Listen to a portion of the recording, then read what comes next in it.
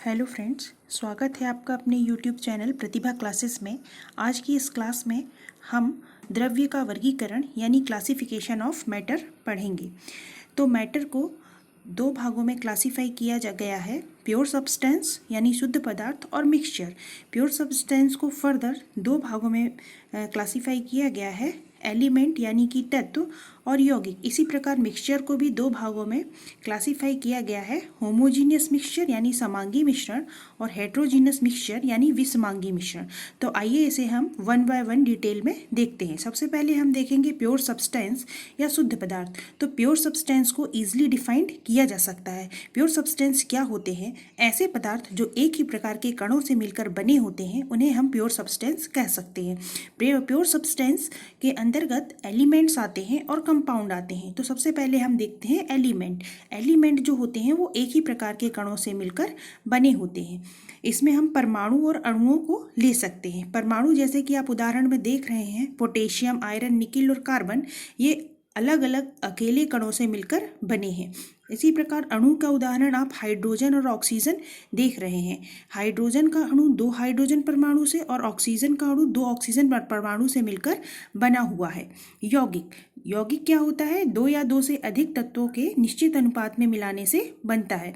इसमें हम उदाहरण के रूप में ले रहे हैं H2O यानी जल का अणु और CO2 यानी कार्बन डाइऑक्साइड का अणु। H2O यानी जल का जो अणु है वो दो भाग हाइड्रोजन और एक भाग ऑक्सीजन के रासायनिक संयोग से बना हुआ है।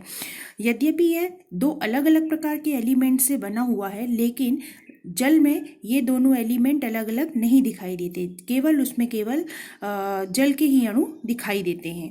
तो इस प्रकार हम कह सकते हैं कि जल एक यौगिक है। अब हम बात करते हैं मिक्सचर की।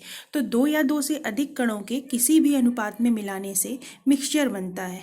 जैसे एग्जाम्पल में आप देख रहे हैं, एक बॉल लीजिए आप, उस बॉल में जेम्स की अलग अलग गोलियां डाल दीजिए। इन गोलियों को आप नेकेड आई से सेपरेट देख पा रहे हैं, जिसमें ब्लू कलर की गोली आपको अलग दिख रही है, ग्रीन कलर की अलग दिख रही है, रेड कलर की अलग दिख रही है। तो ये सब आपस में मिलकर क्या बना रहे हैं? मिक्सचर बना रहे हैं। और ये अलग अलग कलर की जो जेम्स की गोलियां हैं वो मिक्सचर का क्या कहलाती हैं? कंपोनेंट कहलाती, घटक कहलाती हैं।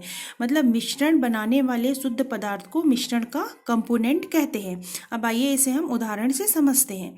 जैसे पानी में शक्कर का घोल, चाय, शरबत, दाल। आप एक काम कीजिए, एक छोटी सी एक्सरसाइज कीजिए। एक ग्लास लीजिए, उसमें पानी लीजिए और उसमें शक्कर को किसी भी रेशियो में घोल दीजिए। जो घोल मिलेगा उसको आप क्या कहेंगे?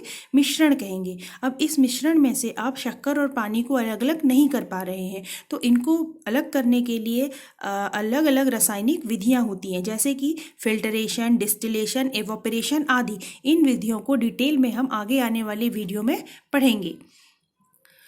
अब मिश्रण को दो भागों में बांटा गया है, जिसमें पहला है होमोजीनियस मिश्रण या समांगी मिश्रण। तो समांगी मिश्रण क्या होते हैं? जिसमें उसके घटक पूर्णतः मिक्स होते हैं। हम यह नहीं बता सकते कि कौन सा घटक कौन सा है। उदाहरण के लिए हम लेमोनेड या शिकंजी लेते हैं। चित्र में आप देख रहे हैं, शिकंजी बनाने के लिए हमें जल, नींबू और शक्कर की आवश्यकता होती है। इनको आपस में घोलकर शिकंजी तैयार होती है। इस प्रकार तैयार शिकंजी में आप यह नहीं बता सकते कि जल कौन सा है, नींबू कौन सा है और शक्कर कौन सी है। तो इस प्रकार का मिश्रण जिसमें अवयवी कण पूर्णतः मिक्स होते हैं, जिनमें अवयवी कणों को सेपरेट नग्न आंखों से नहीं बताया जा सकता, होमोजीनियस मिक्सचर कहलाता है। अब देखते हैं हेट्रोजीनियस मिक्सचर। हेट्रोजीनियस मिक्सचर क्या होता है? ऐसा मिक्सचर जिसमें अवयवी कण पूर्णतः मिश्रित नहीं होते हैं। उदाहरण के लिए आप मिक्सचर नमकीन का ले लीजिए। मिक्सचर नमकीन बनाने के लिए आपको क्या चाहिए होता है? नमकीन चाहिए होता है, फल्ली दाना चाहिए होते हैं और दाल चाहिए होती है, जैसा कि आप चित्र में देख रहे हैं। इन तीनों को एक बाउल में मिला दीजिए तो आपका मिक्सचर नमकीन तैयार हो जाता है। इस मिक्सचर नमकीन में आप सेव, फली और दाल अलग अलग देख पा रहे हैं। इसमें ये कम्प्लीटली मिक्स नहीं है। तो इस प्रकार का जो मिश्रण होता है वो हेट्रोजीनियस मिश्रण कहलाता है। Thank you for watching this video. इसी तरह की वीडियो के लिए आप हमारे चैनल के साथ बने रहिए और चैनल को सब्सक्राइब करना मत भूलिएगा। Thank you.